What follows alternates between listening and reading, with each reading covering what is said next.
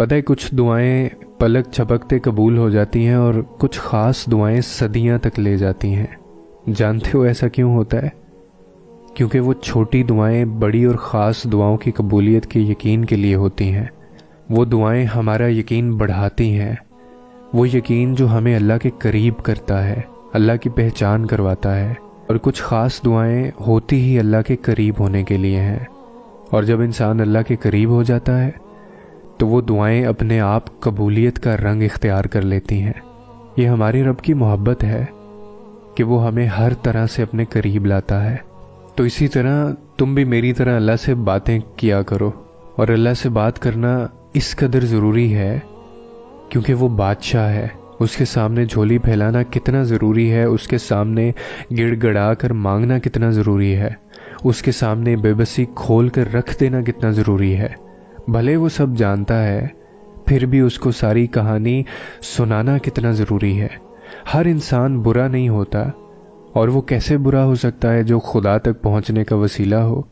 کہتے ہیں کہ دعا مانگتے ہوئے قبول ہونے یا نہ ہونے کا شک دل میں نہیں رکھتے، کہ پتہ نہیں یہ دعا قبول ہوگی بھی یا نہیں ہوگی، پتہ نہیں یہ چیز ہمیں ملے گی یا نہیں ملے گی، پتہ نہیں یہ کام ممکن ہو سکے گا یا نہیں ہو سکے گا۔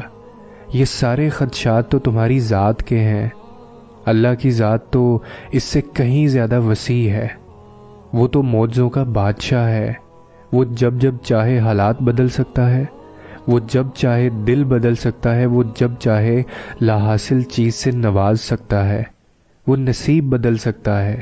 اللہ وہ سب کر سکتا ہے جو تم نہیں کر سکتے۔ جس کی ذات لامحدود ہے، اس سے محدود دعائیں کیوں مانگتے ہو؟ اپنے اعمال دیکھ کر نہیں، اس کی شان دیکھ کر مانگو۔ جس نے تمہیں بنایا ہے، اس سے بہتر کوئی نہیں سمجھ سکتا۔ یاد رکھو کائنات میں ایسا کوئی زخم نہیں جسے اللہ بھر نہیں سکتا۔